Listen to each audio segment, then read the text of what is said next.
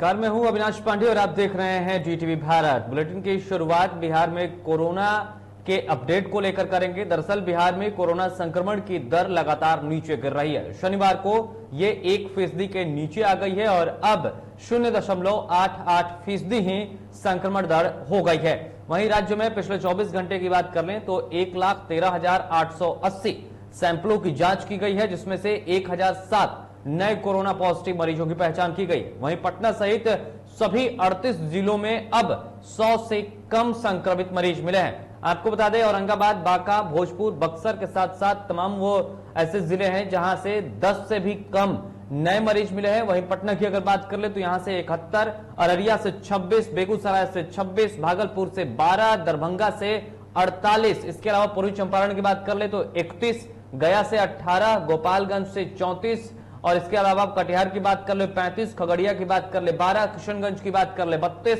मधेपुरा की बात कर ले 49, मधुबनी में 54, इसके अलावा मुंगेर की बात कर ले 67 और ये तमाम वो ऐसे जिले हैं जहां से 100 से नीचे नए मरीज मिले।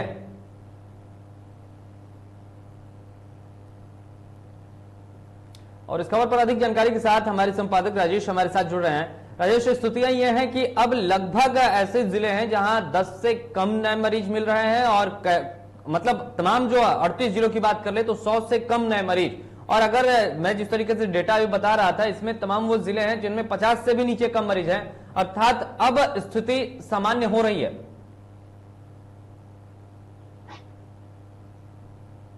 नहीं, बिल्कुल अविनाश, जो आप पूरा जो आंकड़ा दे रहे हैं, पूरे बिहार का जो आंकड़ा दे रहे हैं 38 डिस्ट्रिक्ट का, वो वाकई में आप कह सकते हैं कि एक संतोषजनक है।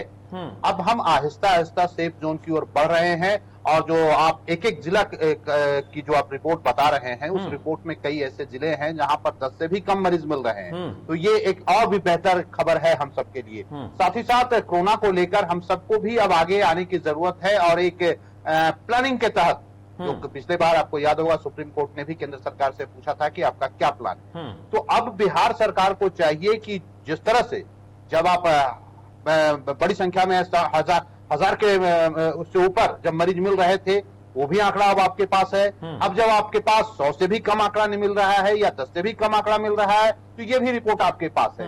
इन दोनों रिपोर्ट को लेकर केंद्र राज्य सरकार के जो तमाम विशेषज्ञ हैं, या अगर राज्य सरकार को लगे तो केंद्र सरकार से भी सहयोग ले, या देश के तमाम जो विशेषज्ञ हैं उनसे सहयोग ले, विचार विमर्श करे और ये एक रिसर्च करे कि आखिर इस तरह की परिस्थिति और स्थिति क्यों पैदा होती है। मैं इसलिए कह रहा हूं, आपको याद होगा इसी मुजफ्फरपुर में 2-4 साल पहले तकरीबन कई बच्चे, सैकड़ों बच्चे जापानी इंसेफ्लाइटिस के शिकार हो गए। तो उसके बाद बिहार सरकार ने प्लानिंग की और उसके बाद अब उसमें कमियां आई हैं, तो कोई इनकार नहीं कर सकता। और इसी तरह से और उस वक्त भी यही रिसर्च किया गया था कि आखिर इस तरह की स्थिति परिस्थिति क्यों पैदा हुई। तो अभी जो हमारे पास दोनों आंकड़े हमारे पास आ गए हैं, उन आंकड़ों पर रिसर्च करने की जरूरत है और उस पर विचार करने की जरूरत है कि आखिर अब जो कमी आया है तो कहां कहां हम लोगों ने काम किया और किस तरह से बेहतर काम किया, ताकि मैं इसलिए इस बात को कह रहा हूं कि आगे आने वाले दिनों में जो आशंका जाहिर की जा रही है कि तीसरी लहर भी आ सकती है, तो उस लहर से बचने से पहले हम एक फुल प्रूफ तैयारी, जो आप कह सकते हैं प्लान के साथ, पूरी तैयारी के साथ हम लोगों के सामने रहें और अगर हमारे लोग प्रभावित हो रहे हैं तो उन्हें हम रोक पाएं। क्योंकि सबसे जरूरी ये पता लगना है कि आखिर ये बीमारी हो क्यों रही है, कैसे हो रही है, कैसे इसको हम रोक पाएंगे, क्या क्या हमारे पास साधन हैं, अगर जो कम है तो फिर हम उसकी व्यवस्था करें। तो इन तमाम स्थिति और परिस्थिति को देखते हुए सरकार इस पर अब रिसर्च करे। रिसर्च करने के बाद जहां कमियां हैं उसे तत्काल प्रभाव से उसे दूर करने की जरूरत है और दुरुस्त करने की जरूरत है। चाहे वेंटिलेटर का मामला हो, चाहे ऑक्सीजन का मामला हो, बेड का मामला हो, डॉक्टर, पैरा मेडिकल स्टाफ का मामला, तो इन तमाम पहलुओं पर गौर करने की जरूरत है। हालांकि स्वास्थ्य मंत्री ने कहा है, पिछले दिनों उन्होंने कहा भी कि हम पूरी तरह से व्यवस्थित कर रहे हैं, चाहे ब्लैक फंगस हो या कोरोना को लेकर हमारे तमाम जो अस्पताल हैं जहां कमियां हैं उसे हम दुरुस्त करने में लगे हुए हैं, ताकि आगे आने वाले दिनों में इस तरह की स्थिति और परिस्थिति पैदा हो सकती है तो हम उससे लड़ पाए। तो ये एक बेहतर रिजल्ट आप जो आंकड़ा दे रहे हैं, वो आंकड़ा वाकई में हम सबके लिए, तमाम बिहार वासियों के लिए एक सुखद आंकड़ा आप कह सकते हैं। और साथ ही साथ इसके साथ एक और जवाबदेही जुड़ जाती है हम सबकी कि आगे आने वाले दिनों में कोरोना एक बार फिर अपना फन न फैलाए, फिर हमें अपनी गिरफ्त में ना ले। तो इसकी बड़ी जवाबदेही है अविनाश, ये हम सब पर जवाबदेही है तमाम बिहार वासियों पर जवाबदेही है कि जो कोरोना गाइडलाइन है, जो लॉकडाउन तरीके से जो जी बिल्कुल राजेश, जिस तरीके से आप स्थितियां बता रहे हैं, हालांकि मैं अभी लॉकडाउन को लेकर आपसे सवाल करने ही वाला था कि अब स्थिति जब सामान्य है तो क्या जब अनलॉक की प्रक्रिया शुरू मानी जा सकती है, क्योंकि पिछली बार जो लॉकडाउन की अवधि बढ़ाई गई थी उसमें छूट दी गई थी, तो अर्थात अनलॉक की प्रक्रिया अब शुरू है, क्या इस बार और ज्यादा छूट मिलेगी या किस तरीके से आप परिस्थितियों को देखकर आकलन कर पा रहे हैं?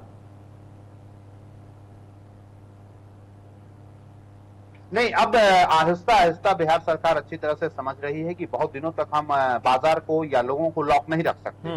ये आप कह सकते हैं विशेष परिस्थिति जब पैदा हुई तभी मजबूरी में सरकार को कदम उठाना पड़ा है, लेकिन आप ये कह सकते हैं कि अब आहिस्ता आहिस्ता आगे आने वाले दिनों में इसमें कुछ और छूट बिहार सरकार देगी। हालांकि अभी शिक्षण संस्थान जो बच्चों के स्कूल हैं वो फिलहाल खुलने वाले नहीं हैं। ये एक जो सबसे पहले लोगों का ध्यान जाता है कि स्कूल खुलेगा नहीं, कॉलेज खुलेगा कि नहीं, तो ये फिलहाल तो नहीं होने जा रहा है।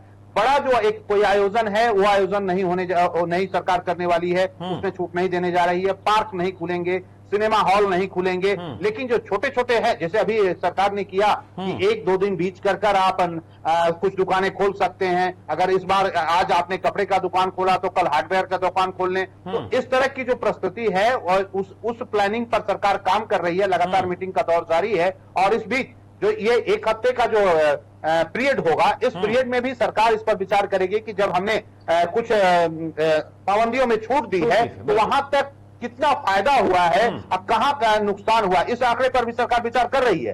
उसके बाद हमें उम्मीद करनी चाहिए और सरकार भी निश्चित रूप से उस ओर कदम बढ़ाएगी कि कुछ जो आर्थिक गतिविधियां हो वो खुले और आगे बढ़े, और ये एक बेहतर कदम होगा, क्योंकि देखिए इससे बहुत बड़ा नुकसान हुआ है। बिल्कुल, तो राजेश जिस तरीके से स्थितियां आप बता रहे हैं उन परिस्थितियों पर वाकई में अब विचार करने की जरूरत है, और विचार करने के बाद फिर स्थितियों को सामान्य करके बाजार को भी खोलने की जरूरत है। राजेश से जुड़ेंगे, लेकिन उससे पहले एक और खबर आपको बता देते हैं। और अब कोरोना की तीसरी लहर को लेकर भी चर्चा जोरों शोर से चल रही है। डॉक्टर भी इसको लेकर लोगों को सलाह देने लगे हैं। IGIMS के अधीक्षक मनीष मंडल ने बताया कि बच्चों के कोरोना से बचाने के लिए अभिभावकों को भी सतर्क रहने की जरूरत है। डॉक्टर के अनुसार सिर्फ सरकार ही नहीं बल्कि लोगों को भी सतर्क रहना होगा।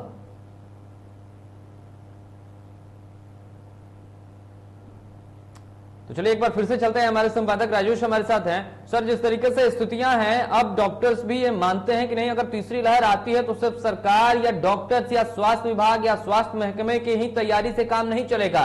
अब लोगों को भी तैयार रहना होगा और उनको भी अपने स्तर पर तैयारियां करनी होगी।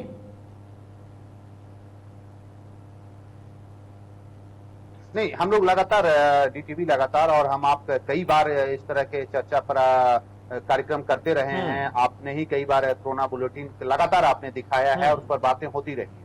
और आज जो डॉक्टर साहब कह रहे हैं और जो विशेषज्ञ कह रहे हैं कि हमें सिर्फ सरकार के भरोसे नहीं बैठने की जरूरत है, अपने तरीके से भी तैयारी करनी होगी। थर्ड फेज की बात हो रही है, ब्लैक फंगस की बात हो रही है, बच्चों को प्रभावित करने की बात हो रही है, तो इसको लेकर भी अब कदम बढ़ाने की जरूरत। अभी मैंने कहा कि जो आगे जो अनलॉक होने वाला है उसमें फिलहाल स्कूल नहीं खुलने जा रहा है, तो जिस ओर इशारा वो कर रहे हैं उस इशारे पर निश्चित रूप से आप कह सकते हैं कि इसमें हम सबकी बड़ी जवाबदेही है। आपको ये ध्यान रखना होगा कि जो बच्चे हैं, जो छोटे छोटे बच्चे होंगे, अगर वो प्रभावित होंगे तो कितना बड़ा नुकसान होगा। घर का अगर एक बच्चा बीमार होता है तो आप तय मानिए कि पूरे परिवार इससे प्रभावित होते हैं। बड़े अगर बीमार होते हैं तो उतना बड़ा असर नहीं होता, लेकिन अगर छोटा बच्चा अगर बीमार हो जाता है तो पूरा परिवार अस्त व्यस्त हो जाता है। और वैसे स्थिति में अगर डॉक्टर साहब इस तरह की सलाह दे रहे हैं तो वाकई में काबिल तारीफ है। उस पर गंभीरता से हम सबको सोचने की जरूरत है कि अगर डॉक्टर कह रहे हैं तो उसे आप समझिए, उसकी गंभीरता को समझिए, क्योंकि स्थिति अगर खराब होगी तो फिर शोर शराबा करने से और चिल्लाने से कुछ नहीं होने जा रहा है। जाने अगर जाती हैं तो नुकसान हम सबका है। तो ऐसे स्थिति में इन तमाम स्थिति को देखते हुए हम सबको भी ध्यान देने की जरूरत है और तमाम जो गाइडलाइन है उसको फॉलो करने की जरूरत है और बच्चों को भी समझाने की जरूरत है कि कैसे हमको रहना है, कैसे आगे बढ़ना है, भीड़ भाड़ से दूर रहना है। तो इन तमाम स्थिति को देखते हुए हमें विचार करने की जरूरत है। और मुझे लग रहा है कि बच्चों को लेकर मंगल पांडे का बयान आया, मुख्यमंत्री नीतीश कुमार ने भी कई बार कहा है कि बच्चों को लेकर बिहार सरकार गंभीर है। और राजेश, जिस तरीके से स्थितियां हैं, अब यहां से सिर्फ और सिर्फ मुझे लगता है कि अगर वैक्सीनेशन पर बेहद विस्तृत रूप से अगर काम किया जाए, अगर अधिक से अधिक लोगों को वैक्सीन लगाई जाए तो खतरे को थोड़ा सा कम किया जा सकता है। नहीं, बहुत हद तक कम किया जा सकता है। आपका ये सवाल बहुत अच्छा है। जहां पर आप इंडिया से बाहर अगर बात करेंगे, जो तमाम देश हैं वहां पर आप अगर उसका पूरा अध्ययन करेंगे और रिसर्च करेंगे, चाहे अमेरिका हो, इटली हो या ब्रिटेन हो या अन्य जो देश हैं, उस कोरोना काल में जो वहां पर जो चेंजिंग आई और जिस तरह से अभी वहां के बाजार खुलने लगे हैं और खुल रहे हैं, बड़े पैमाने पर लोग अभी इकट्ठा हो रहे हैं, पार्टियां हो रही हैं, फंक्शन हो रही, बाजार खुल रहा है, तो उसका मूल वजह जो आपका अभी सवाल था वही इसका जवाब है। कोरोना से अगर निपटना है तो जो आपका सवाल है वही जवाब है। बड़े पैमाने पर वैक्सीनेशन करवाना होगा। हालांकि अभी जो खबरें आ रही हैं कि अब वैक्सीन में हम बड़े पैमाने पर अगले जुलाई तक हमारा जो डोज है उत्पादन का और ज्यादा बढ़ जाएगा, तो ये एक अच्छी बात है। तो हम ज्यादा से ज्यादा अगर वैक्सीनेशन करवा पाए। और एक चीज और, अभी कुछ देर पहले हमारी बात हो रही थी, कई लोगों ने कहा कि गांव में वैक्सीन को लेकर बड़ा अफवाह है, बड़ा मतलब एक है कि नहीं, इससे लगाने से और ज्यादा मौतें हो सकती। तो इस ओर पर ध्यान देने की जरूरत है कि टेस्टिंग करवाएं, बड़ी संख्या में वैक्सीनेशन हो, ज्यादा से ज्यादा हम वैक्सीन लगा सकते हैं, तो ये हमारी एक समझिए कि बहुत बड़ी जीत होगी। साथ ही साथ जो जन जागरूकता फैलाने की बात है, थोड़ी सी सरकार इसमें कोताही बरत रही है। मैं इसलिए कह रहा हूं कि जो तमाम मीडिया हाउस है, चाहे इलेक्ट्रॉनिक मीडिया हो, प्रिंट मीडिया हो, बिल्कुल बिल्कुल, तो इन सबको अपनी भूमिका निभानी होगी और इन सबको अपनी भूमिका निभाने के बाद स्थितियां यह है। राजेश, जिस तरीके से आप बता रहे थे, आप बताइए किस तरीके से ये भूमिका तय की जाए। नहीं, इसमें देखिए, जो अभी जो सूचना जनसंपर्क विभाग है बिहार का, वो चाहे और बिहार सरकार अगर चाहे, तो मैं अभी कह रहा हूं, कई ग्रामीणों से हमारी बात हुई, गांव के लोगों से बात हुई है, उन लोगों ने कहा कि अभी कई ऐसे जो लोग हैं, पढ़े लिखे लोग हैं, बुद्धिजीवी लोग हैं, लेकिन उसके बावजूद भी वैक्सीन को लेकर उनके अंदर दहशत है, और वो अनावश्यक दहशत है। एक भ्रम फैलाया गया है कि वैक्सीन लगाओगे और जो ज्यादा मौतें हुई हैं उन्हीं की हुई है जो वैक्सीन लगाए हैं। तो उनके बीच में ये संदेश देने की जरूरत है। सूचना जनसंपर्क विभाग अपना एक विज्ञापन बनाए, विज्ञापन जारी करे, और तमाम electronic media, print media, social media, चाहे वो छोटी एजेंसी हो या बड़ा मीडिया हाउस हो, उस पर, क्योंकि देखिए हर अपना मीडिया हाउस का अपना एक दर्शक वर्ग है, चाहे उसका 10 देखने वाला हो या 10 लाख देखने वाले हैं। अगर कोई बड़े हिंदुस्तान के मीडिया हाउस हैं तो उनका अपना एक दर्शक वर्ग है, छोटा मीडिया हाउस है उनका भी एक दर्शक वर्ग है। तो बिहार सरकार को यह चाहिए कि जो सूचना जनसंपर्क विभाग ने जो ऐड बनवाया है, या अगर नहीं बनवाया है तो ऐड बनवाए, और ऐड बनवाने के बाद मैं तो चाहूंगा कि खुद मुख्यमंत्री इस पर आए, मुख्यमंत्री खुद आगे आए, वो अपना वक्तव्य जारी करें और वीडियो वक्तव्य जारी करें, लिखित ना। अक्सर देखिए अभी की स्थिति में क्या हो रहा है, जो कि नहीं होना चाहिए, ये समीक्षा बैठक करते हैं, करने के बाद इनके अधिकारी और पदाधिकारी आते हैं और वीडियो कॉन्फ्रेंसिंग के जरिए 2-4 पत्रकार होते हैं और अपनी बात कहकर चले जाते हैं। मेरा कहना यह है, आप जो समीक्षा बैठक कर रहे हैं, आप जो आप संदेश देना चाहते हैं, देखिए जो आईएएस हैं, जो अधिकारी हैं, मैं उनकी लोकप्रियता पर सवाल नहीं खड़ा कर रहा हूं, लेकिन यह तय है कि मुख्यमंत्री नीतीश कुमार की जो लोकप्रियता है, जो विश्वसनीयता है, वो आईएएस की विश्वसनीयता और लोकप्रियता नहीं है। मैं विश्वसनीयता पर कोई सवाल नहीं खड़ा कर रहा हूं। तो जो बात मुख्यमंत्री खुद अधिकारियों से कहवा रहे हैं, बेहतर ये होगा कि अपनी जुबान से, मैं तो चाहूंगा, डीटीवी चाहेगा कि आज ही मुख्यमंत्री आप उस पर कोई अपना वक्तव्य दें, वीडियो, एक छोटा सा वीडियो जारी करें कि मैं बिहार का मुख्यमंत्री नीतीश कुमार तमाम बिहार वासियों से अपील कर रहा हूं कि कृपया वैक्सीन को लेकर आप भ्रम ना पालें। वैक्सीन जो है आपके लिए जीवन रक्षक का काम करेगा, कोरोना से आपको बचाएगा, बड़ी संख्या में आप वैक्सीन लगवाएं। हमारी जो कोशिश है, हमारी जो टीका एक्सप्रेस है, वो आपके पास पहुंच रही है। तो अगर इस तरह का एक वीडियो बनवाकर, ठीक है, अभी मीडिया के सामने वो नहीं आ पा रहे हैं, अभी स्थिति ऐसी नहीं है, लेकिन जो वीडियो आप जारी अगर बनवाएं, छोटा सा 2 मिनट का, 1 मिनट का वीडियो क्लिप अगर बनवा के तमाम मीडिया हाउस में उसे दें, और निश्चित रूप से हम सब चलाने को तैयार हैं, हम कोई उनसे पैसा नहीं मांग रहे हैं ये चलाने के लिए खबर। मैं चाहूंगा नीतीश जी कि आप इस तरह का वीडियो हमें दें, और लेकिन वो आप अपना वीडियो दें, ये अधिकारियों के द्वारा वीडियो ना दें।